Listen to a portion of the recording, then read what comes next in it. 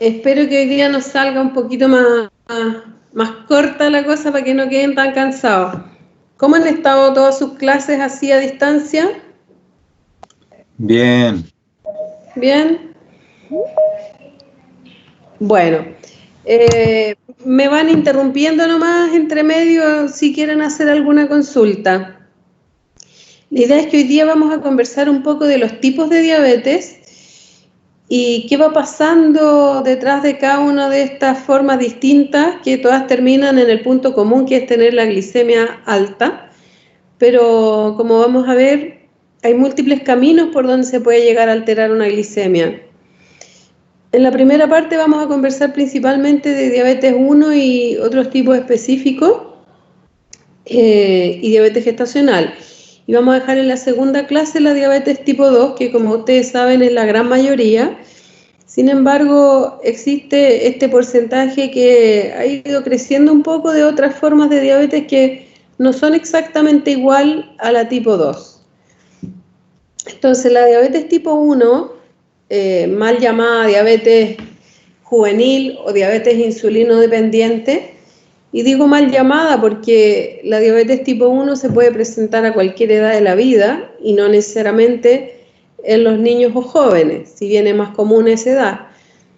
Y insulino dependiente también es un mal nombre porque cualquier forma de diabetes puede hacerse insulino dependiente en el tiempo.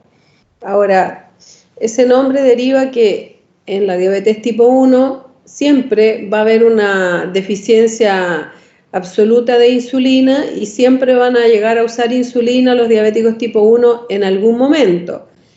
En la medida que el diagnóstico se hace más precoz, no siempre van a estar con insulina desde el mismo inicio.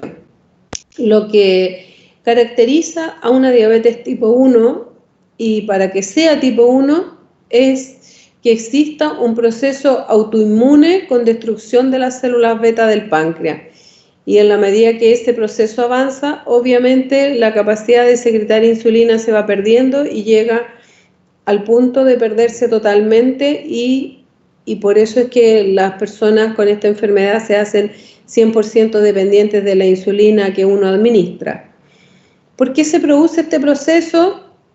Hay una multiplicidad de factores que se van juntando. Existe una susceptibilidad genética donde está muy bien descrito algunos antígenos de histocompatibilidad HLA que son más propensos o al revés, que hacen al organismo más difícil que desarrollen procesos autoinmunes. Eso se ve en muchas otras enfermedades autoinmunes también, como la artritis reumatoidea, el lupus, en fin. Ahora, este proceso de autoinmunidad viene con esta susceptibilidad genética, pero requiere necesariamente algún gatillante, que van a ser factores ambientales, que van a iniciar el desarrollo de este proceso inflamatorio que termina con la destrucción de las células. Y ahí es donde hay múltiples teorías y ha ido avanzando bastante el rol de la microbiota intestinal y probablemente también la presencia de algunos virus que potencian o inician el desarrollo de este proceso inflamatorio. Lo que va a ocurrir entonces en una primera fase es lo que se llama la insulitis, que no viene de insulina, sino de islote, insulitis, que es el proceso inflamatorio donde empieza a haber liberación de citoquinas proinflamatorias, las clásicas, especialmente interleuquinas y TNF-alfa, que infiltran a las células beta. Y estas células, que son células bastante sensibles, empiezan entonces a autodestruirse. Esto va a ir con distintas velocidades en el tiempo. Se sabe que este proceso de insulitis, en el cual está el proceso inflamatorio, si lo pudiéramos mirar en una histología, está activo, pero en ese tiempo, si le hacemos una glicemia al paciente probablemente va a tener una glucosa totalmente normal. Y la caída y la pérdida de las masas beta es la que va a ir provocando un aumento de la glucosa plasmática, pasando por una fase prediabética que habitualmente en los diabéticos tipo 1 nunca la vemos, esta fase prediabética, porque hasta ahí el proceso es totalmente silencioso y pensemos que estamos hablando de sujetos previamente sanos, en su mayoría jóvenes, en los cuales nadie está con la idea de que aparezca una diabetes y el proceso empieza a dar síntomas en la medida que ya la glicemia sube mucho y gran parte de estos pacientes se diagnostican a las puertas de una complicación aguda como la cetoacidosis. Ahora, existe hoy día la posibilidad de que donde hay mucho más accesibilidad a los chequeos y la gente naturalmente se hace, hay algunas mamás más obsesivas que les gusta andarle haciendo exámenes a los hijos y puede existir entonces la posibilidad de encontrar pacientes en estas fases tempranas y de hecho yo tengo un par de pacientes diagnosticados por glicemias levemente alteradas y totalmente asintomáticos, jóvenes, que uno los va siguiendo en el tiempo y les hace los exámenes correspondientes y para determinar qué tipo de diabetes tiene, porque cuando el diagnóstico se hace en forma muy precoz, no es tan fácil saber el tipo de diabetes.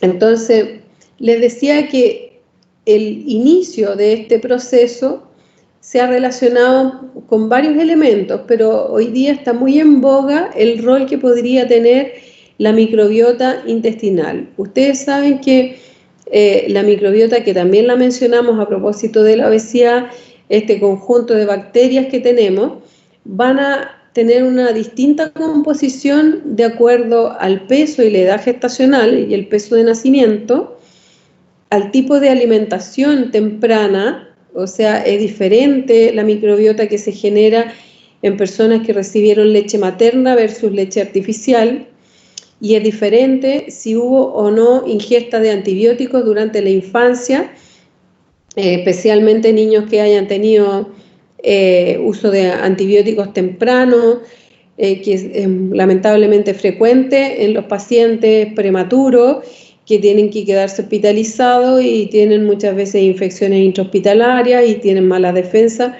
Por lo mismo, entonces, el uso de antibióticos puede no solo ser una vez, sino que ser en forma repetida. Es lógico pensar que la composición de la microbiota en esos casos va a ser diferente de un niño sano que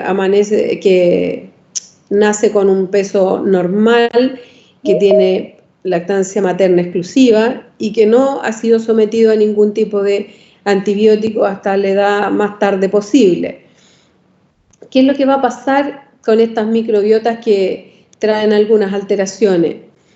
Se sabe ya y cada vez se ha estudiado más que una microbiota sana está compuesta en gran medida por bifidobacterios y firmicutes, y esos son los que van siendo reemplazados en algunos casos por otro tipo de bacterias que son las bacteroides y bacteroidetes, que son las que actuarían en forma más negativa. Bueno, ¿qué significa que actúen en forma negativa? Significa que, por un lado, la variedad de bacterias que van a estar presentes empieza a disminuirse, empiezan a predominar mucho algunos tipos por sobre otras, siendo que lo más saludable es que haya una heterogeneidad grande en el tipo de bacteria.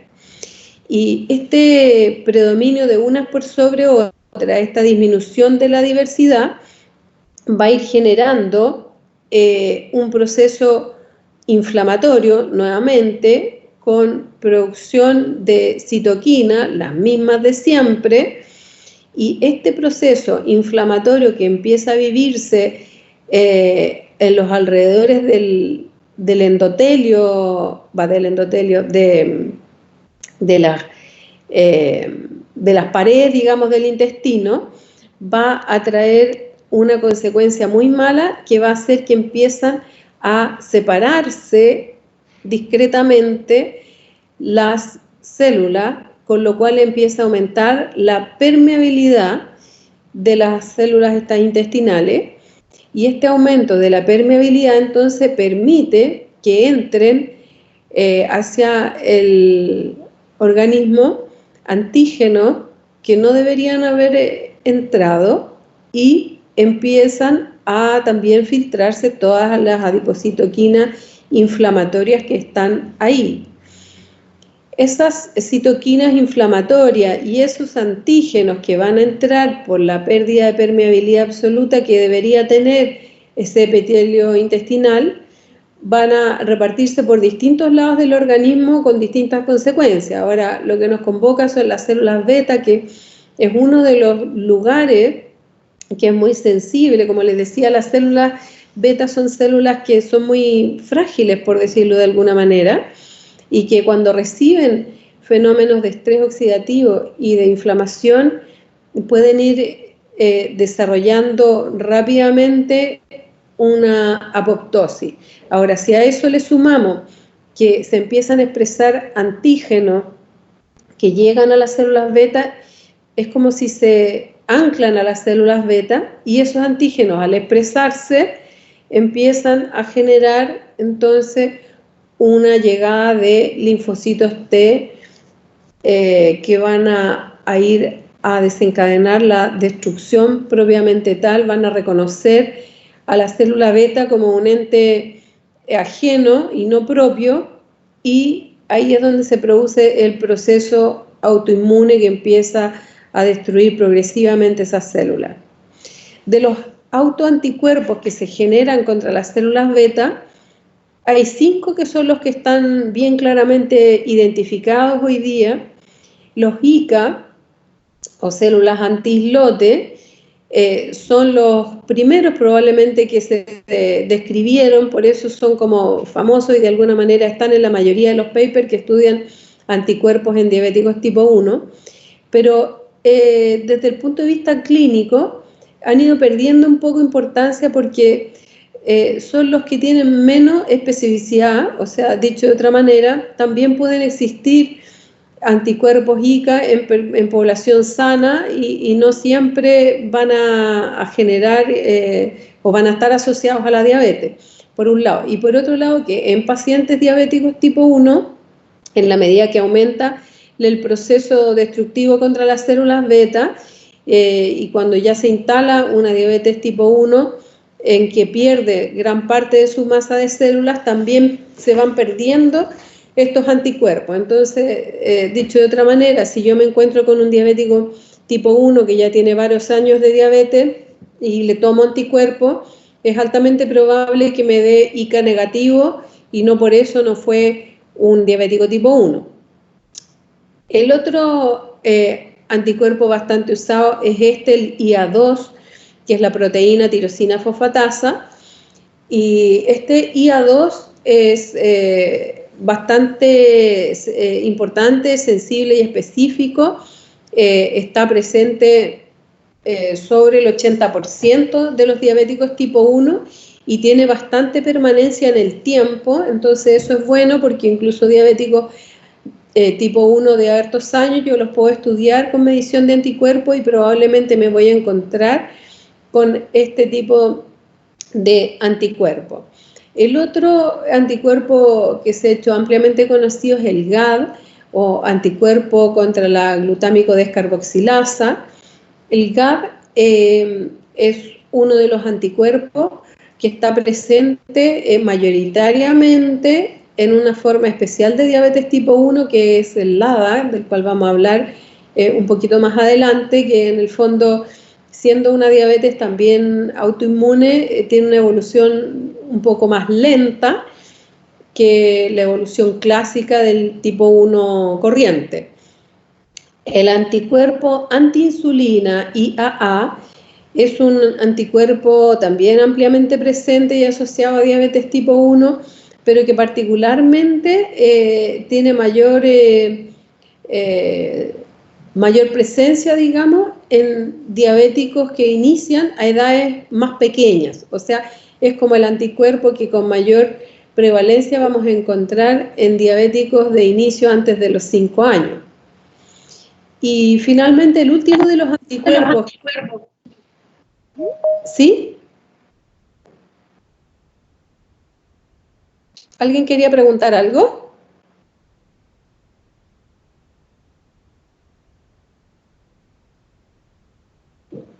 Continúo. No. El anticuerpo antitransportador de zinc, el CNT8, es como el último que ha sido descrito y que hoy día de alguna manera es un poco la vedette de los anticuerpos. Es un anticuerpo que se caracteriza porque es bastante independiente de otras enfermedades autoinmunes y de los patrones de histocompatibilidad de los HLA susceptibles.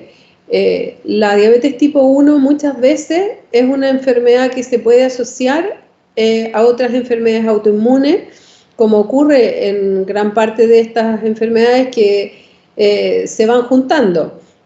Entonces, los diabéticos tipo 1 que presentan además tiroiditis de Hashimoto o artritis reumatoidea suelen tener mayoritariamente de estos 4 anticuerpos, y en cambio los diabéticos tipo 1 que son como puramente diabéticos y no tienen otras enfermedades autoinmunes tienden más a tener anticuerpos de estos del transportador de zinc. Entonces, en ese sentido se ha considerado que el transportador de zinc es como el más específico de célula beta propiamente tal. Ahora, para hacer diagnóstico de diabetes tipo 1, el ideal es tener 2 anticuerpos positivos. Se considera 100% específico como diabetes tipo 1 cuando hay presencia de 2 anticuerpos, cualquiera de ellos. La presencia de solo un anticuerpo, obviamente, inclina hacia la posibilidad que se trate de una diabetes tipo 1, pero es menos específica, y tener más de 2 anticuerpos, eso ya es 100% seguro que se trata de una diabetes tipo 1. Ahora, ¿por qué se ha puesto tan importante esto de medir los anticuerpos y tratar de diagnosticar? Por lo que les decía antes, porque cada vez se mezclan más diabetes tipo 1 de inicio, edades bastante avanzadas. Nosotros hemos tenido aquí el último paciente que tenemos diagnosticado, adulto mayor con diabetes tipo 1, se diagnosticó a los 84 años. Y para llegar al diagnóstico pasó por 2 cetoacidosis con hospitalizaciones, y a la tercera vez que estuvo hospitalizado, obviamente por mala respuesta a los tratamientos que le estaban dando como diabético tipo 2, es que se hizo el diagnóstico. ¿Doctora? De la diabetes tipo 1, el 90% tiene, como les decía, algún anticuerpo positivo. Sin embargo, igual queda un 10% que tiene una forma de presentación clínica clásica y no presenta ningún autoanticuerpo, y eso es lo que se ha denominado diabetes tipo 1 idiopática, que habitualmente van a ser pacientes jóvenes o niños de peso normal o delgado, que no tienen ningún ambiente autoinmune de otro tipo, que no tienen ningún ambiente metabólico, ni ninguna de las otras características que vamos a mencionar, que puedan sugerir otras formas de diabetes, y sin embargo hacen el desarrollo de diabetes clásica con pérdida de secreción de insulina y con requerimientos de insulina exógena, y esos son los que vamos a considerar diabéticos tipo 1 idiopáticos. Y les nombré antes el diabético tipo 1 LADA. El LADA, que viene de la sigla Late Diabetes del adulto, es una diabetes que parece diabetes tipo 1 porque tiene anticuerpos y porque termina requiriendo insulina, pero se presenta en forma más lenta. Entonces, estos pacientes, a diferencia del diabético tipo 1 clásico, que como les decía antes, es muy común que tengan cetoacidosis en los primeros años, los pacientes LADA no tienen cetoacidosis. simplemente es una diabetes común y corriente con glicemias altas, pero que no se asocia a síndrome metabólico. Son pacientes que no tienen las características que vimos en la clase anterior, no son obesos, no tienen presión alta, ni triglicéridos, ni colesterol HDL bajo, ninguna de esas cosas, no son ovarios poliquísticos, no tienen hígado graso, generalmente son de edades medias de la vida, más bien jóvenes, pueden ser personas de 25, 30, 40 años que aparecen con glicemias alteradas, se hacen diabéticos desde el punto de vista del valor de la glicemia, y como les digo, empiezan como muy suavemente. La mayoría de estos pacientes son tratados con hipoglicemiantes orales en los primeros años, pero también rápidamente en el sentido de que 1, 2, 3 años empiezan a fracasar en el tratamiento y ya no responden, no logran manejar la glicemia con los hipoglicemiantes clásicos y se hacen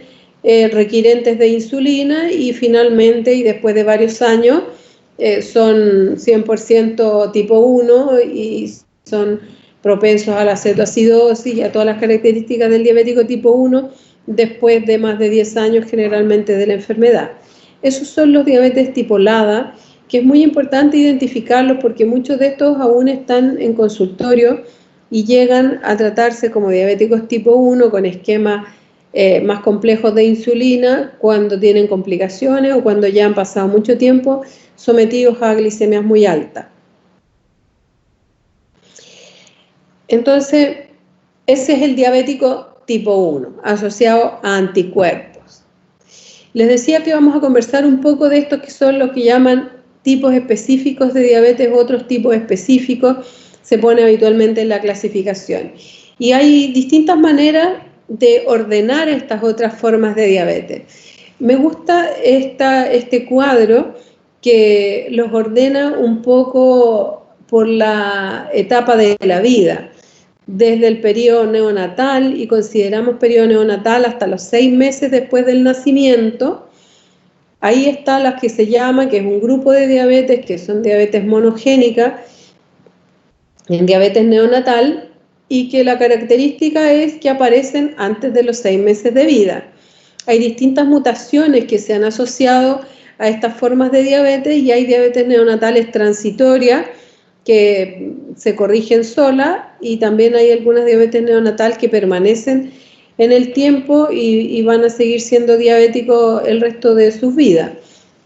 Entonces, cuando ustedes se encuentren algún día con un diabético que les cuenta que ha sido diabético desde siempre, que su diabetes partió a los 3 meses de vida, ustedes no van a pensar que tiene una diabetes tipo 1, van a pensar que tiene una diabetes neonatal, que en su origen es diferente, porque esta no es una diabetes que proviene de un proceso autoinmune contra la célula beta, es una diabetes que proviene de una mutación que tiene una disfunción congénita de esa célula beta, que a lo mejor en la práctica no va a tener ninguna diferencia después con los años, pero algún día sí podría tener diferencia, porque como esto proviene de una mutación, podría también beneficiarse de una terapia génica. La otra forma de diabetes, que es un grupo heterogéneo, que nos vamos a referir un poquito más adelante, que son los MODY, también son diabetes monogénicas, mutaciones de un gen asociado a la secreción de insulina, y que se presentan principalmente en niños y adolescentes, aunque muchas veces el diagnóstico se puede hacer en edad adulta, y hay distintas formas de MODY con distintas presentaciones clínicas y distinta importancia. Otros tipos de diabetes son las que se llaman diabetes sindromática, o diabetes que aparecen como un elemento más dentro de un síndrome de múltiples tipos.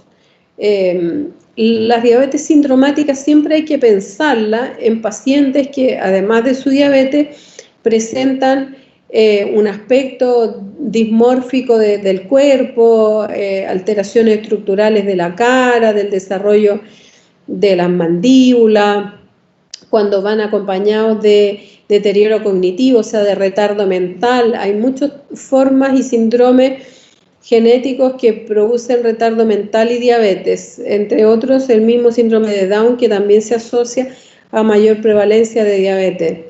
También muchos de los síndromes que tienen relación con alteraciones del crecimiento, los factores de crecimiento ya vimos que son factores insulinosímiles. Bueno, no vamos a profundizar mucho en eso, pero cualquiera de esos síndromes que se asocian a diabetes, hay que pensar que puede ser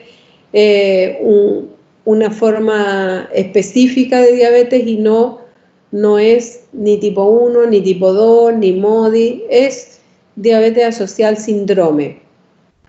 Otro tipo de diabetes especial también y diferente que todos los anteriores son las diabetes asociadas a lipodistrofia. La lipodistrofia, como todos sabemos, es una atrofia o una alteración del tejido celular subcutáneo, del tejido adiposo específicamente, y esta lipodistrofia o atrofia se asocia a mucha insulinoresistencia, a pesar de que estos pacientes pueden ser muy delgados, porque precisamente lo que tienen es una ausencia de tejido adiposo y por lo tanto no tienen ese lugar donde almacenar en forma fisiológica las grasas, y las grasas necesariamente se almacenan directamente en los otros lugares que vimos, que es lo que le ocurre al obeso, pero al obeso le ocurre en el fondo por un rebalse del tejido adiposo. En este caso de la lipodistrofia ocurre porque hay una atrofia del tejido adiposo. Entonces, se puede producir diabetes en esta persona y obviamente no es una diabetes de ninguno de los tipos anteriores. Y finalmente el otro subgrupo que también ha ido tomando alguna importancia son las llamadas diabetes mitocondriales, asociadas al DNA mitocondrial, y que esta forma de diabetes tiene una particularidad que es asociarse fuertemente con otros síndromes también de esfera neurológica, pero dentro de los cuales el más común es el de la sordera. La sordera neurosensorial asociada a diabetes siempre tiene que llevarnos a pensar que podría ser esta forma específica de diabetes. También estos pacientes con enfermedades mitocondriales tienen muchas miopatías, distrofias de la retina, ceguera, convulsiones, epilepsia, en fin. Bueno, las diabetes mitocondriales en general se presentan como en edad adulta, puede ser desde adultos jóvenes, pero no están presentes mayormente en adolescentes ni menos en niños. Entonces, este cuadrito me parece interesante como para orientarse un poco a todas estas otras formas específicas de diabetes.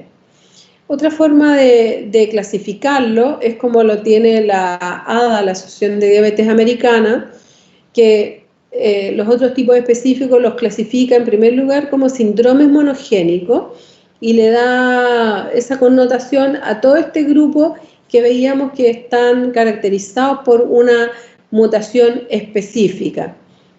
También se incluye en este grupo de otros tipos específicos las enfermedades del páncreas exocrino, o sea, cualquier trastorno que destruya el páncreas, como podría ser una fibrosis quística, una pancreatitis crónica, un cáncer de páncreas, que lleve a la destrucción progresiva de las células beta, puede desarrollar diabetes. Ahora, para que se desarrolle la diabetes tiene que haber una destrucción masiva de las células beta. Eso significa alrededor del 90% de células betas perdidas. Uno con un poquito de páncreas funcionando logra mantener un nivel bastante adecuado de glicemias normales. El problema es que no hay reserva pancreática. Entonces, si este paciente fuera un paciente obeso o con alguna característica de síndrome metabólico, tuviese herencias para diabetes tipo 2, hubiese sido de bajo peso al nacer y tenga ya naturalmente una baja masa de células beta, ahí se va a expresar más rápidamente una diabetes pancreática.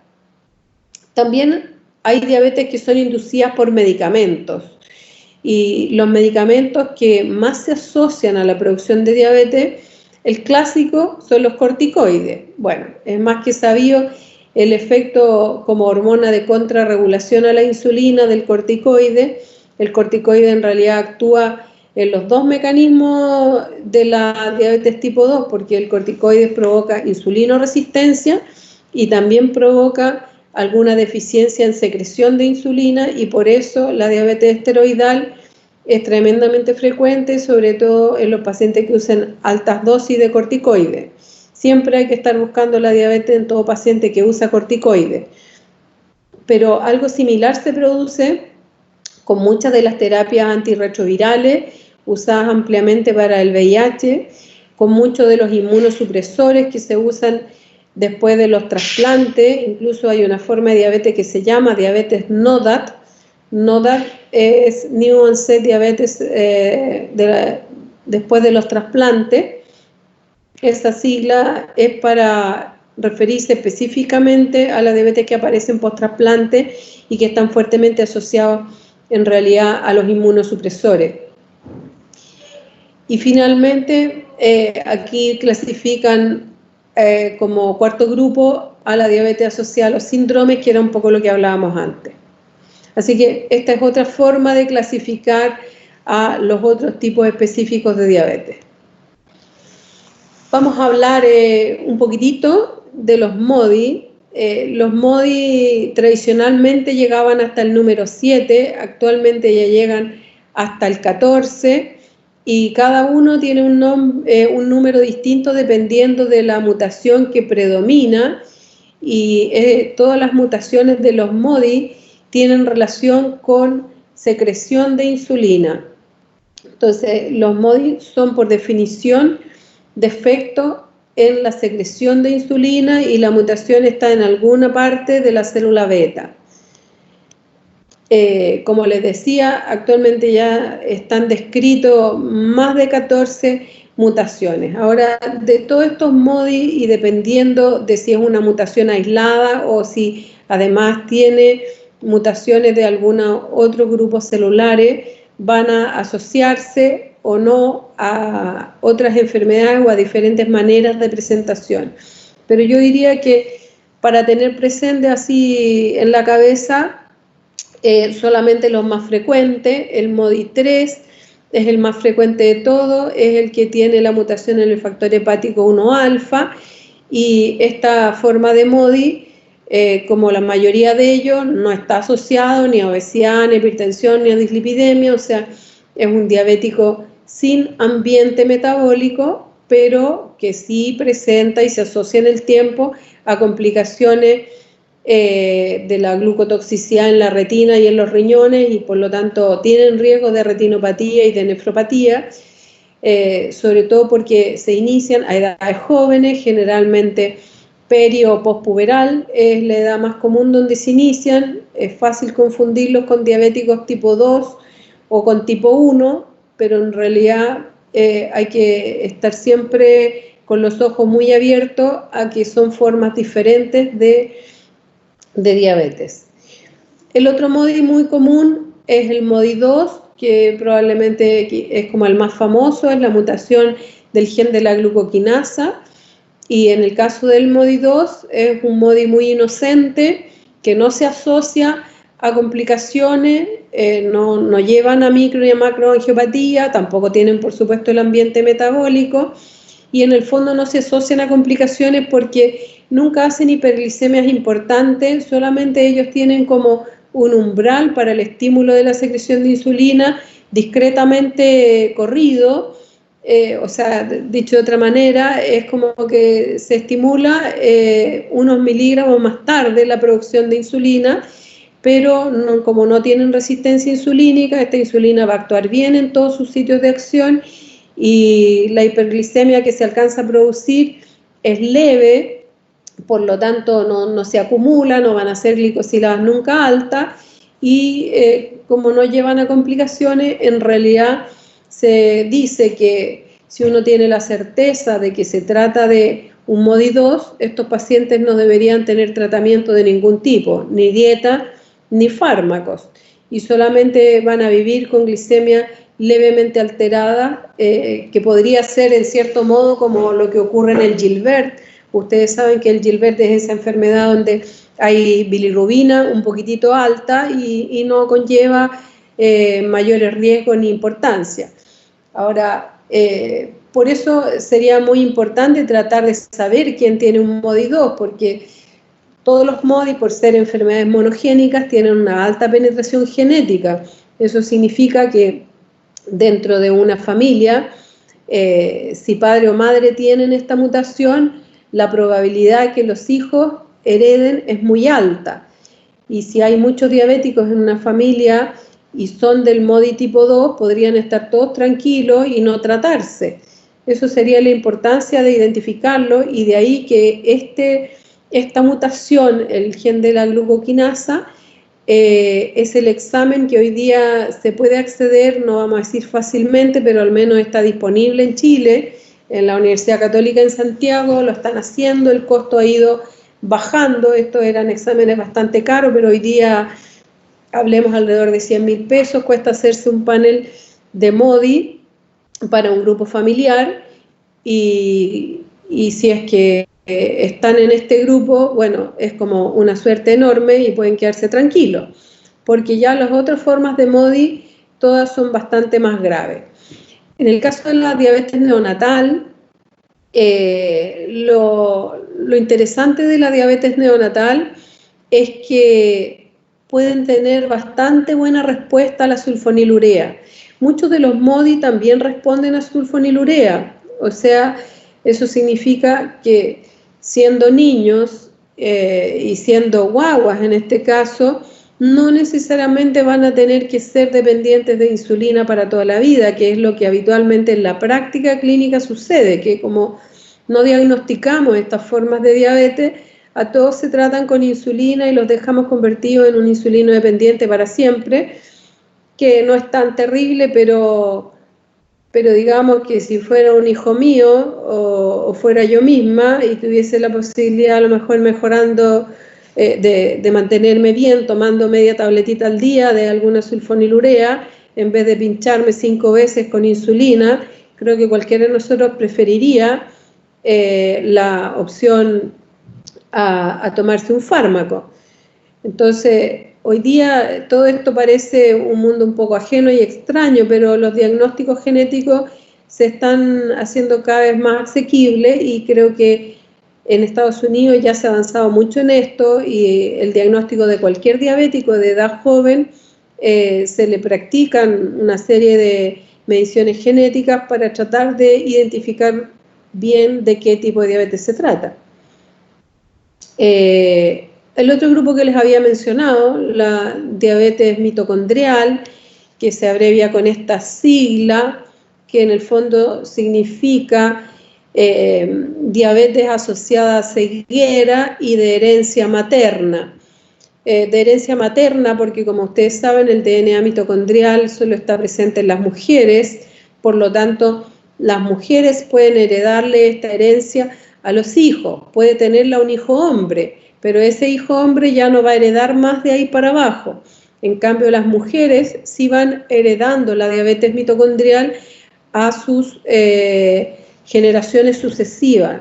Esa es una de las cosas importantes, porque si se diagnostica una diabetes mitocondrial, debiera existir un consejo genético, ya que son diabetes que tienen mala evolución, como les dije antes, fuertemente asociada a muchos otros síndromes neurológicos complejos que van haciendo que es una diabetes en general de mal pronóstico, y que requiere para el tratamiento sulfonilureas o insulina, pero hay que tener mucho cuidado de usar metformina en una diabetes mitocondrial, porque como la disfunción de la mitocondria que traen se asocia también a una mayor tendencia a concentrar ácido láctico, que tienen un riesgo de acidosis láctica, que es como uno de los riesgos del uso de la metformina, mucho más que la población habitual.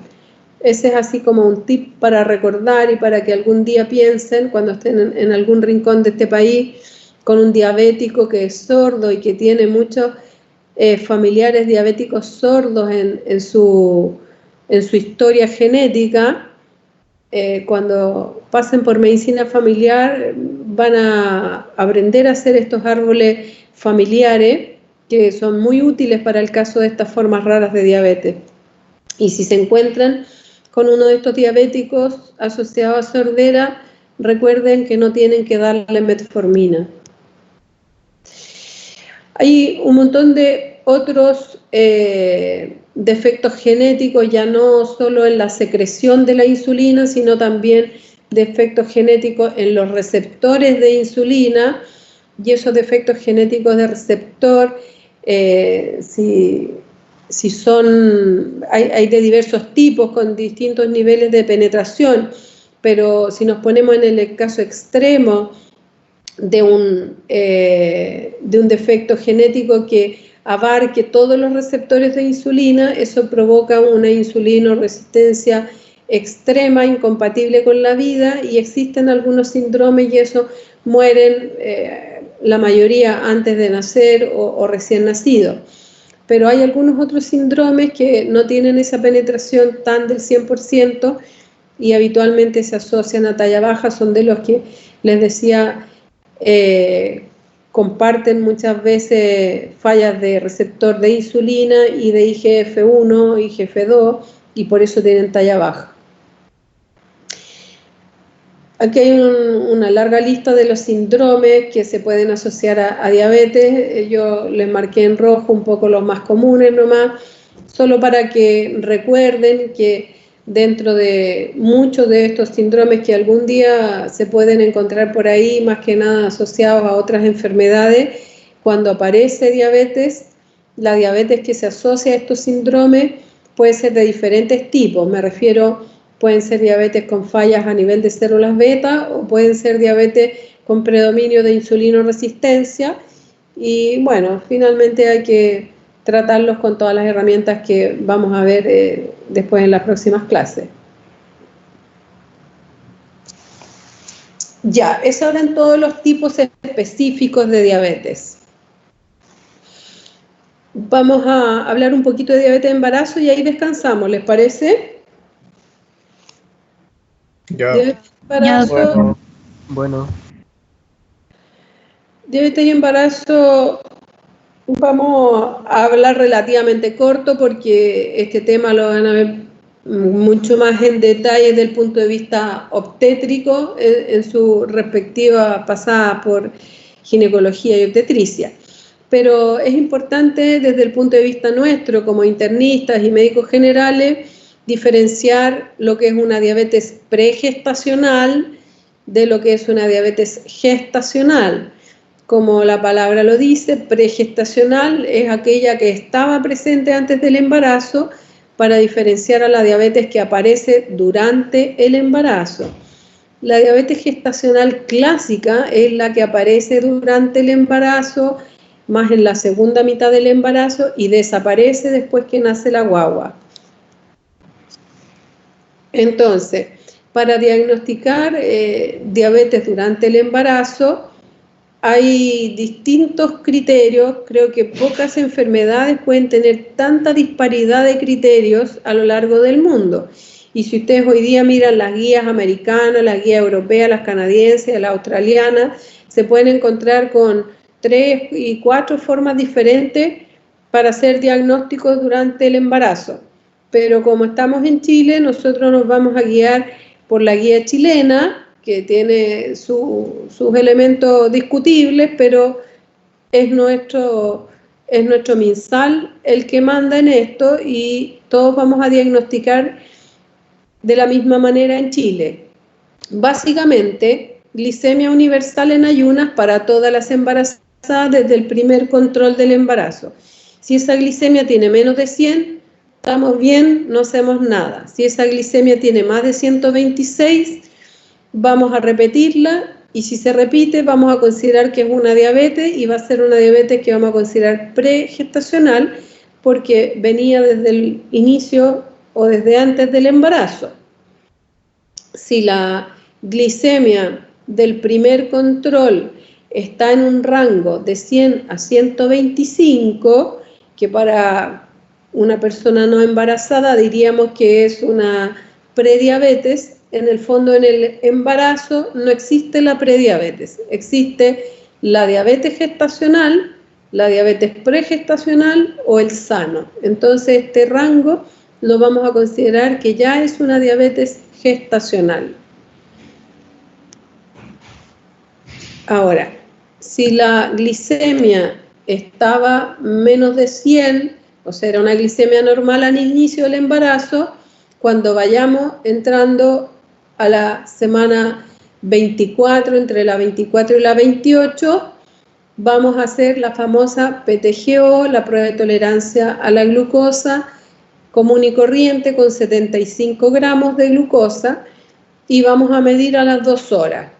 Y nuevamente, si a las 2 horas tiene menos de 140, vamos a considerar que está normal, y si tiene más de 140, que podría haber sido un prediabético en otra circunstancia, en este caso lo vamos a considerar directamente diabetes gestacional.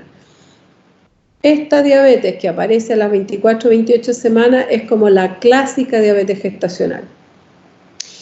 Y si en ese momento fue normal, lo más probable es que no vamos a hacer nada más, excepto que vaya desarrollando muchos factores de riesgo, o sea, en otras palabras, que la mujer tuvo sus 24 semanas normales, pero avanzando el embarazo, pasado las 30 semanas, está subiendo demasiado de peso, se nos hizo muy obesa o tiene un polihidroamnios, o el hijo, el feto, se está viendo con un desarrollo muy grande. En ese caso surge la duda y se puede repetir la prueba de tolerancia a la glucosa y los valores van a seguir siendo los mismos que en cualquier edad. La repetición entonces es solamente para casos muy sospechosos con muchos factores de riesgo, no es de rutina repetir en el tercer trimestre de la prueba de tolerancia. Eso es solo para mostrarles, por ejemplo, los valores de la Asociación de Diabetes Americana, que usan algo totalmente diferente, con 3 horas y con otros valores, y nunca se los voy a preguntar porque aquí estamos en Chile, nos vamos a guiar por lo que les acabo de mostrar de nuestra guía chilena. Ahora, ¿qué es lo que hace que las mujeres desarrollen diabetes en el embarazo? Es la insulinemia de la madre la que va pasando al feto y va provocando que el feto crece más de lo normal. No son directamente las hormonas del crecimiento las que juegan el rol más importante en el feto, es la insulina.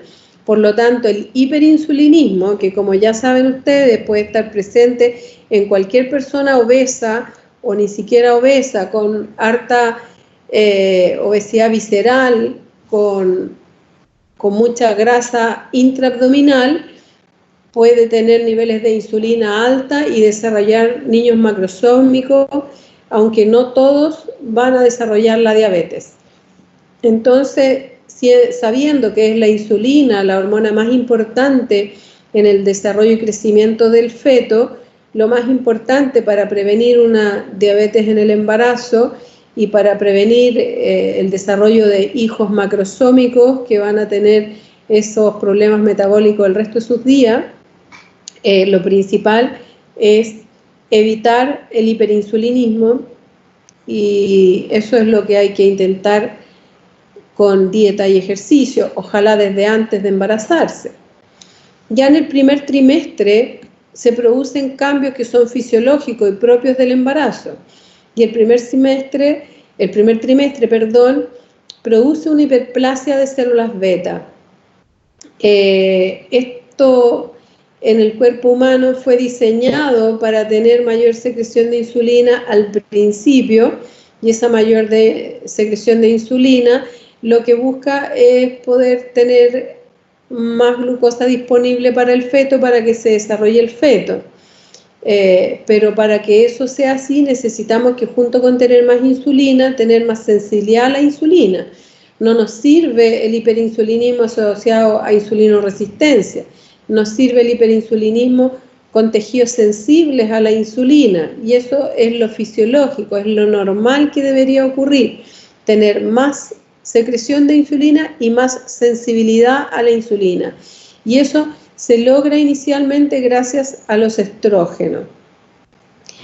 Ahora, esto puede provocar que en pacientes diabéticas tipo 1, que son diabéticas obviamente desde antes de embarazarse, en los primeros meses, el primer trimestre, tengan más tendencia a las hipoglicemias, a las bajas del azúcar, y eso es uno de los riesgos de las diabéticas que se embarazan, que al principio del embarazo tienden a bajarse mucho en las glicemias. Y eso muchas veces también se cruza con las náuseas y la menor ingesta que hay en el primer trimestre. Ahora, hacia la segunda mitad del embarazo se da vuelta esta historia y los cambios hormonales empiezan a predominar mucho más fuertemente las hormonas de origen placentario, y ahí es la hormona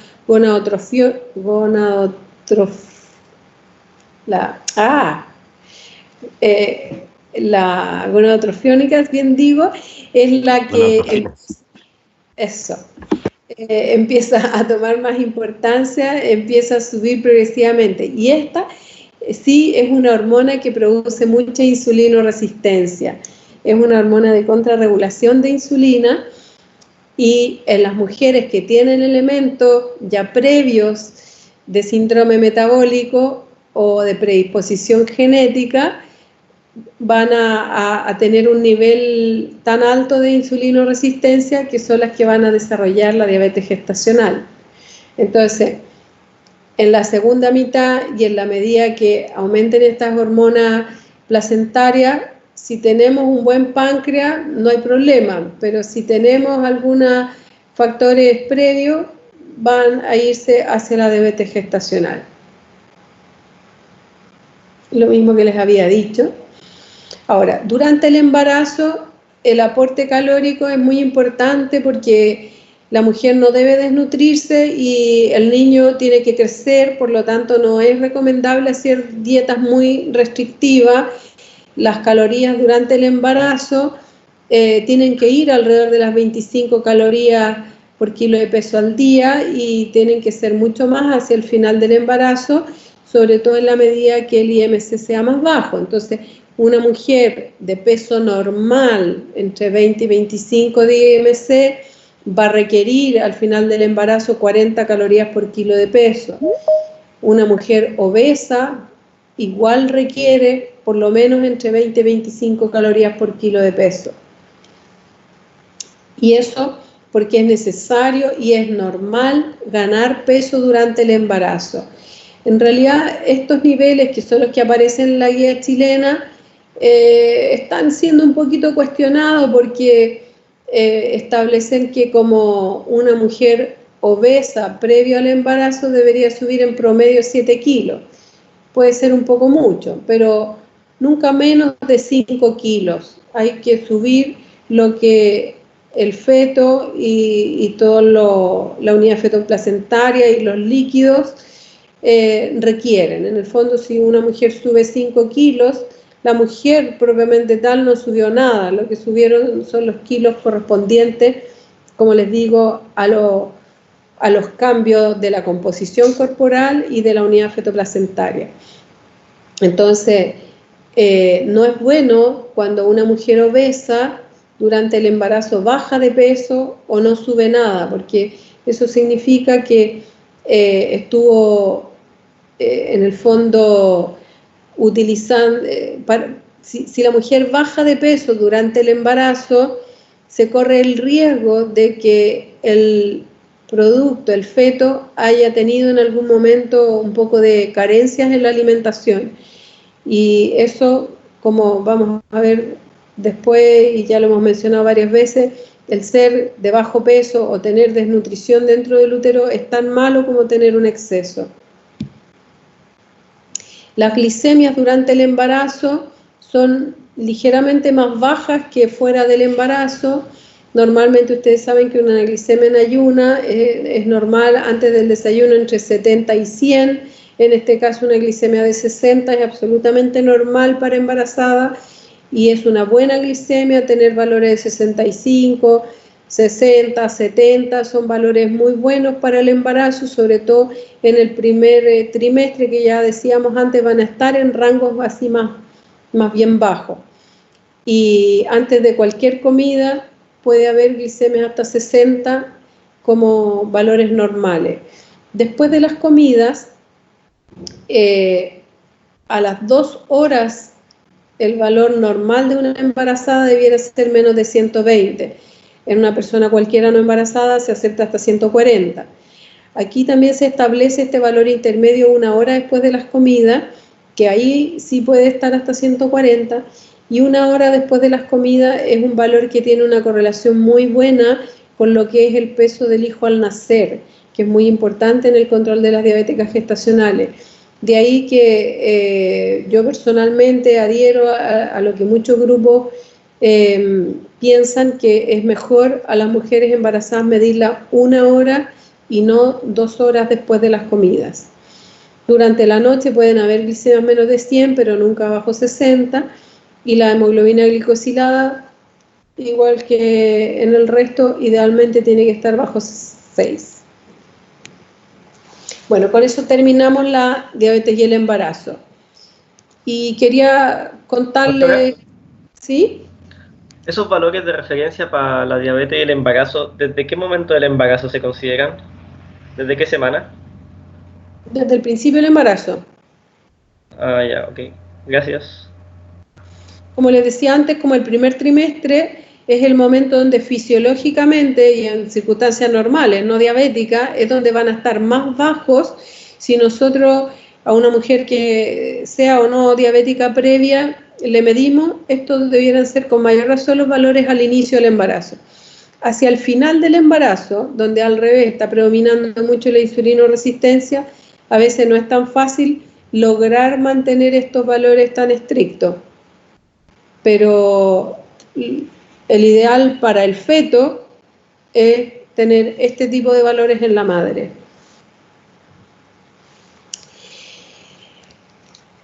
Había pensado contarles un poco el tema de bombas de insulina, a propósito de los diabéticos tipo 1, pero creo que lo vamos a dejar esto para cuando hablemos de insulinoterapia, y ahora nos vamos a hacer un recreo para pasarnos de ahí a hablar de la diabetes tipo 2. Entonces, ¿les parece que nos demos 15 minutos de recreo? Sí. Sí. Doctora, ¿Sí? una consulta. ¿Subió el PPT de diabetes tipo 2? ¿Cómo? Que si subió sí.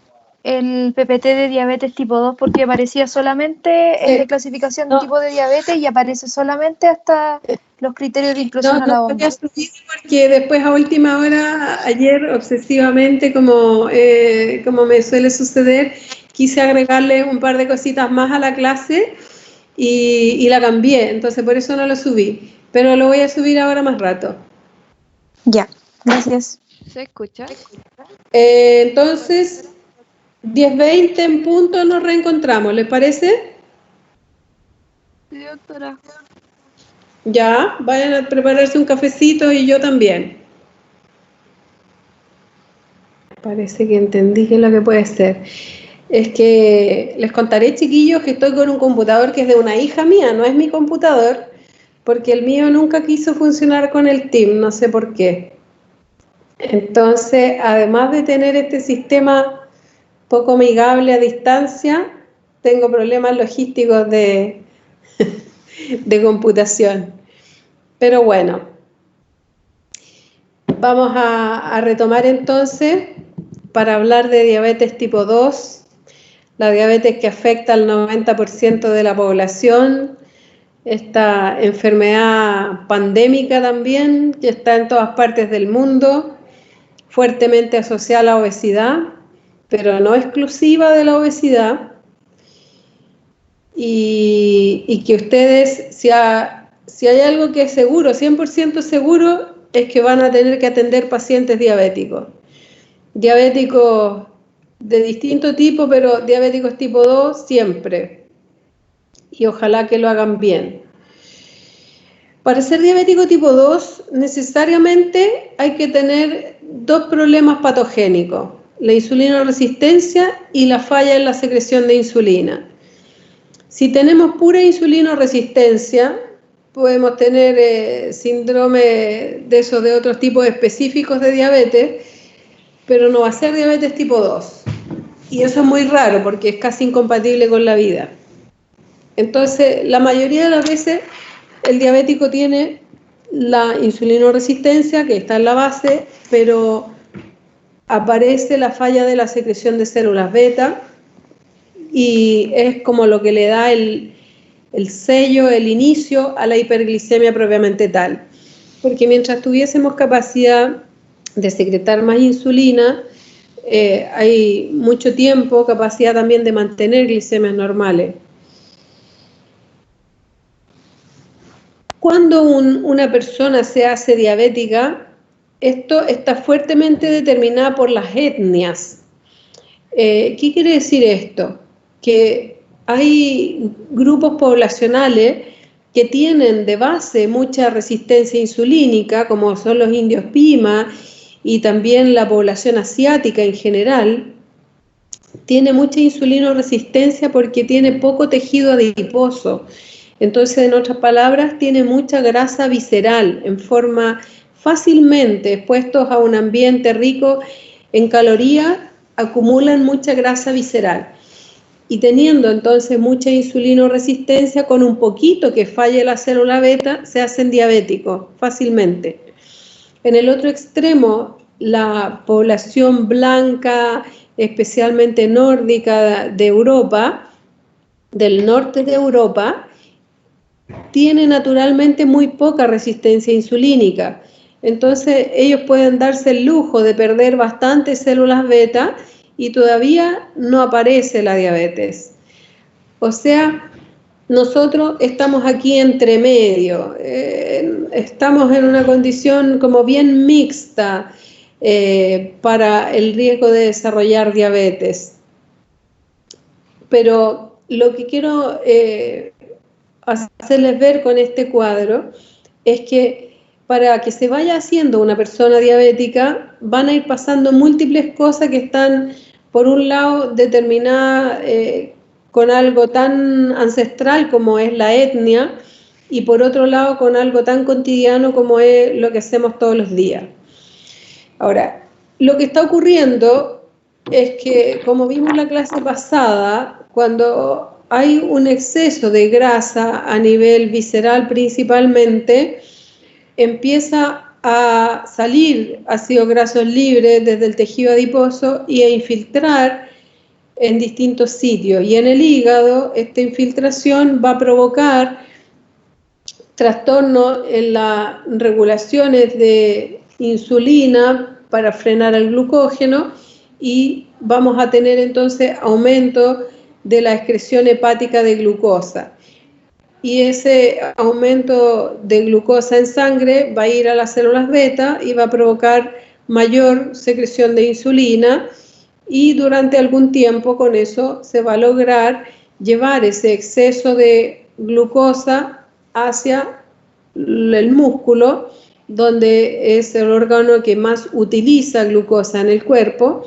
Entonces se va a producir la captación de la glucosa también por efecto de la insulina, del receptor de insulina, y va a ser almacenada como glucógeno y va a ser utilizada. Y finalmente lo que no se logre utilizar y captar desde el músculo va a devolverse y va a intentar entrar al tejido adiposo y en conjunto con la grasa almacenarse como triglicéridos dentro del tejido adiposo. Entonces, mientras la disfunción no sea tan grave y tengamos células beta produciendo más insulina, vamos a lograr sobrellevar esta resistencia insulínica y este exceso de ácido graso. Uy, se está agotando la batería, qué raro. Ya. y vamos a lograr contener el problema. Ahora, ¿cuándo se inicia todo esto? Ya sabemos que el inicio viene, los trastornos metabólicos en su conjunto vienen desde antes de nacer, vienen desde nuestro material genético, vienen desde cómo la epigenética va modificando esto, pero a lo largo de la vida va a haber un momento en el que ya vamos a tener que traspasar ciertos límites en la glicemia para decir que alguien es diabético. Al final vamos a ver cuáles son esos límites, pero vamos a ver cómo se va produciendo, cómo se va gestando este diabético. Entonces, desde la etapa intrauterina vamos a determinar varias cosas. Vamos a determinar la masa de células beta, o sea, cuánta reserva vamos a tener de células beta, si tenemos un páncreas rico en células beta o un páncreas que desde el nacimiento ya viene con una masa de células un poco disminuida, que es lo que le ocurre a los bajos pesos de nacimiento y a los que sufren desnutrición intrauterina. Por eso no es bueno que la mujer se restrinja mucho en comer durante el embarazo. Pero además de las células beta, vamos a tener desde el momento de nacer y desde antes de nacer ya a lo mejor una cierta inflamación, una cierta cantidad de citoquinas proinflamatorias, que esto le ocurre, que nacen ya con un pequeño nivel de inflamación a los niños que han sido sometidos a estrés intrauterino. El estrés intrauterino lo va a dar principalmente la falta de irrigación placentaria, que eso puede llevar a malnutrición de este feto y a fenómenos isquémicos. Y la malnutrición placentaria se produce en mujeres que se embarazan con mucha edad. Eso lamentablemente está ocurriendo mucho. Las mujeres tienen hijos un poquito demasiado tarde y van a tener obviamente placentas de más mala calidad, y si esas mujeres tienen factores ya aterogénicos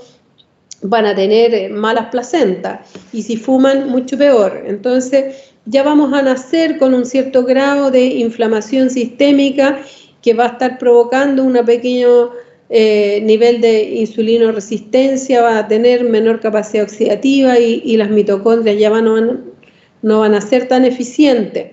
Entonces, partimos ya con un montón de características que van a ser más propensos al problema. A lo largo de la vida, esto que va a empezar muy temprano, se va a mantener con niveles, como sabemos, de glicemia normal, o bien va a ir deteriorando lentamente el nivel de la glicemia, y la glicemia se va deteriorando en la medida que va cayendo la función de las células beta. Esto puede ser muy lentito o puede ser más brusco. Pueden haber de repente quiebres por distintas circunstancias. Las circunstancias generalmente son factores de estrés, infecciones, en sí el embarazo, los fármacos, en fin, que van a hacer que una subida de peso por un mal hábito, van a hacer que se quiebra un poco esta curvita lenta, y de repente hay momentos en que la glicemia cambia de un año para otro en forma muy notoria. Pero en general se calcula que son entre 10 y 15 años antes del inicio de la diabetes, el periodo prediabético, donde hay alteraciones variables de la glicemia. Los factores que van a hacer que entonces va a disfuncionar más rápido la célula beta son todos los que hemos dicho, pero vamos a agregar otro componente a esta historia, que es el GLP-1. Esta glucose-like peptide 1, péptido similar a la glucosa, que actúa a nivel de las células beta. Recordemos que la célula beta secreta insulina porque se abre un canal de glucosa, que es el GLUT2, que permite la entrada de la glucosa a la célula beta. Y cuando entra esta glucosa a la célula beta, lo primero que hace es meterse a la mitocondria para participar en el ciclo de Krebs y fabricar el ATP. El ATP es el que va a unirse a los canales de potasio famosos que se cierran, depolarizan la membrana y con esa depolarización se produce la abertura de los canales de calcio, entra el calcio a la célula beta y el calcio se une a los gránulos que están como cerquita de la membrana y esos gránulos que tienen una insulina preformada se abren y sale la insulina a la circulación. Y eso es lo que ocurre cada vez que comemos y necesitamos una buena cantidad de insulina. Ahora, para que esto ocurra, necesitamos tener insulina preformada y gránulos listos y necesitamos, por otro lado, que el núcleo de la célula beta sintetice DNA, RNA para que fabrique más granulitos y podamos tener siempre ahí la insulina disponible. Esta secreción de insulina tiene dos componentes siempre. La secreción basal, que es la secreción que se está produciendo cuando no comemos. Muchos de ustedes seguramente todavía no han tomado desayuno, llevan muchas horas sin comer y tienen una secreción basal de insulina, que es un poquitito, porque si no tuvieran nada estarían cayendo en cetoacidosis. Pero como no son diabéticos, supongo, tienen un poquitito de secreción de insulina.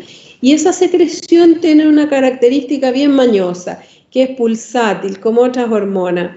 Entonces, cada 3 a 6 minutos se va cambiando un ciclo que va oscilando y oscila en cantidades que son casi 10 veces más alta o más baja de secreción de insulina. Esto en la naturaleza humana está diseñado así, se piensa, para darle tiempo a los receptores de insulina, que cuando llega una insulina y se une al receptor que vamos a ver enseguida, el receptor después se invagina y tiene que tener un tiempo para volverse a expresar. Esa era la secreción basal de insulina. ¿Y por qué es muy odioso esto? Porque eso significa que cuando a alguien le hace un examen y le quiere ir a medir la insulina basal, nunca sabe si está justo en el punto máximo de su ciclo o en el punto mínimo de su ciclo. Y esa diferencia hace que las mediciones de insulina basal son tremendamente erráticas, variables y tienen una mala correlación pronóstica con lo que realmente le está pasando a ese sujeto.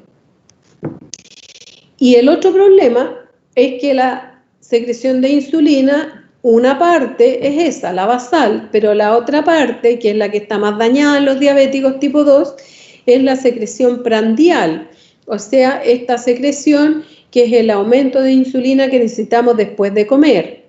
Entonces, cuando se secreta la insulina después de comer, viene una primera fase donde se secreta harta insulina y sube en forma muy rápida, que esos son los gránulos preformados que estaban listos ahí a la orillita de la membrana para salir, y viene una segunda fase en la cual sigue saliendo insulina, pero ya en forma más lenta, que vienen siendo como esos granulitos que estaban un poco más atrás y que tienen que desplazarse hacia la membrana.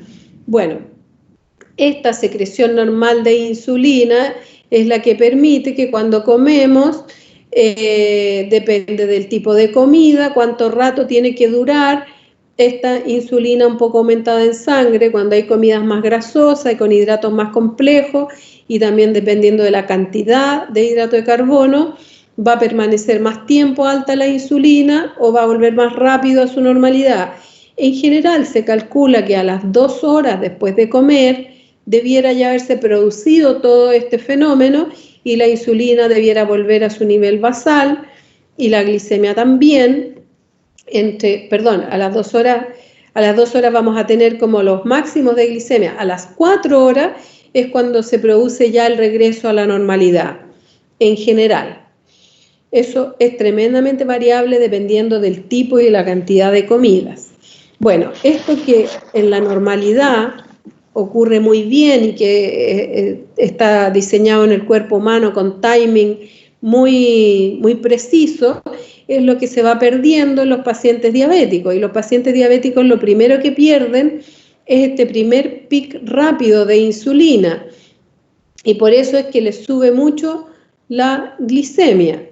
Y al revés, después tienden a mantener en forma más prolongada y persistente los niveles altos de insulina.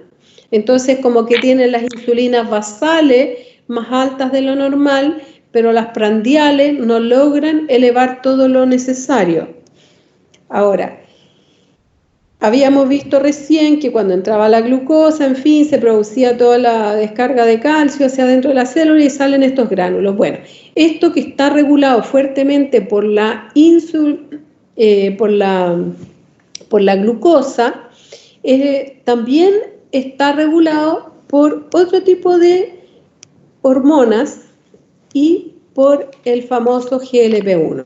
Entonces, en periodos de ayuno, que es cuando no necesitamos insulina, hay menos glucosa en circulación, se supone que la glucosa está normal circulando y las hormonas de contrarregulación frenan esta salida de la glucosa para protegernos de una hipoglicemia. Y eso es lo que tiene que ocurrir, que si empieza a bajar más la glicemia en sangre, esté tremendamente detenida la insulina para no arriesgar al cuerpo a una hipoglicemia. Y así se defiende el cuerpo de la hipoglicemia con las hormonas que se llaman de contrarregulación. Ahora, al revés, cuando comemos, lo que más necesitamos es que estos gránulos estén preparados y salgan rápidamente a circular. Y eso es el lugar donde actúa... ¿Perdón?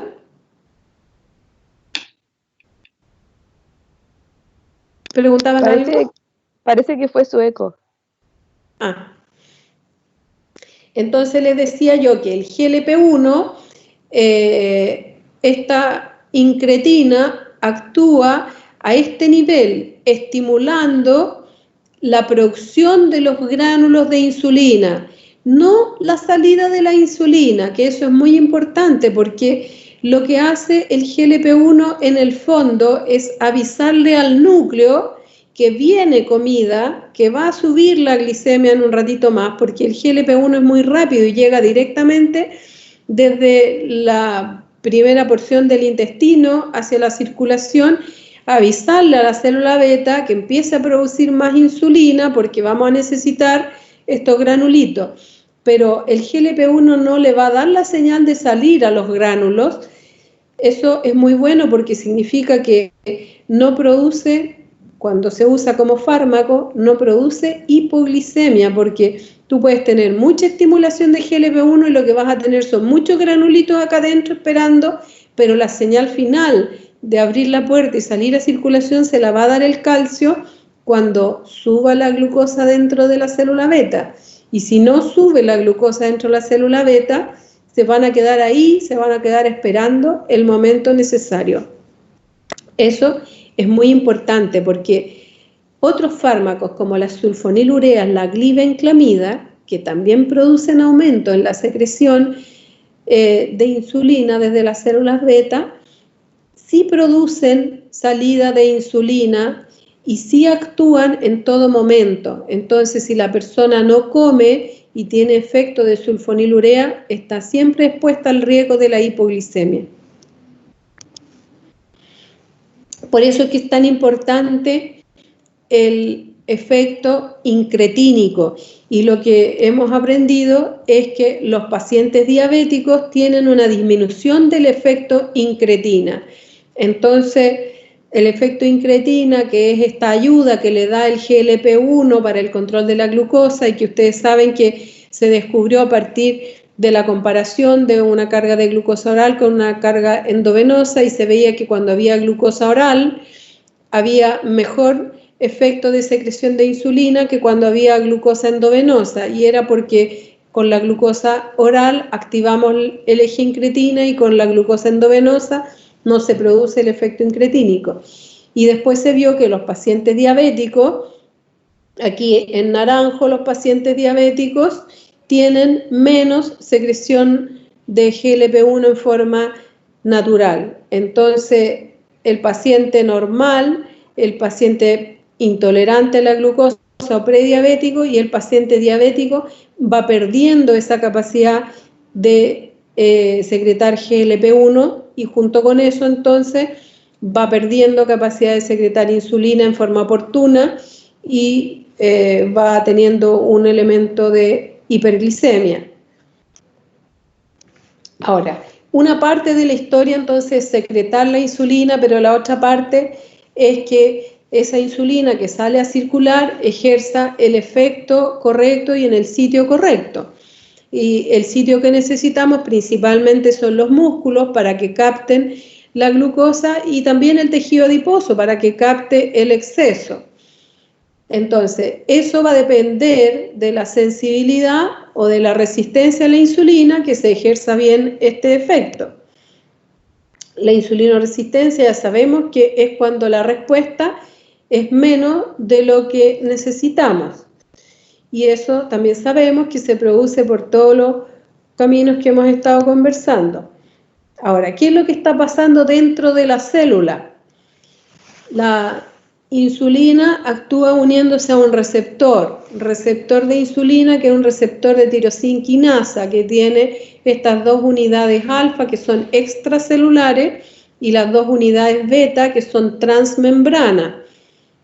Y cuando se une la insulina al receptor, el receptor activa sus unidades beta, que son las que tienen la capacidad de activar en el fondo de intercambiar un fosfato a un sustrato del receptor y ahí se desencadena toda la respuesta enzimática de la cascada de señales post-receptor.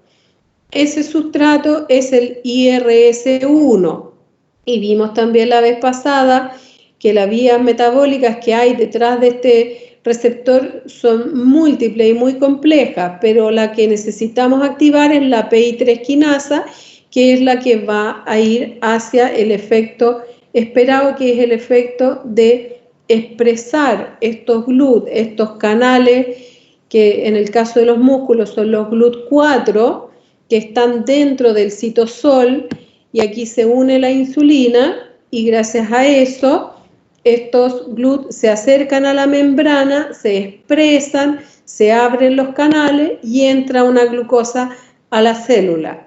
Ahora, el problema es que después que entre esa glucosa necesitamos que sigan todas las señales dentro de la célula en forma correcta para terminar en el buen puerto, que es el abrir los GLUT4 y no terminar en los otros efectos negativos de la insulina.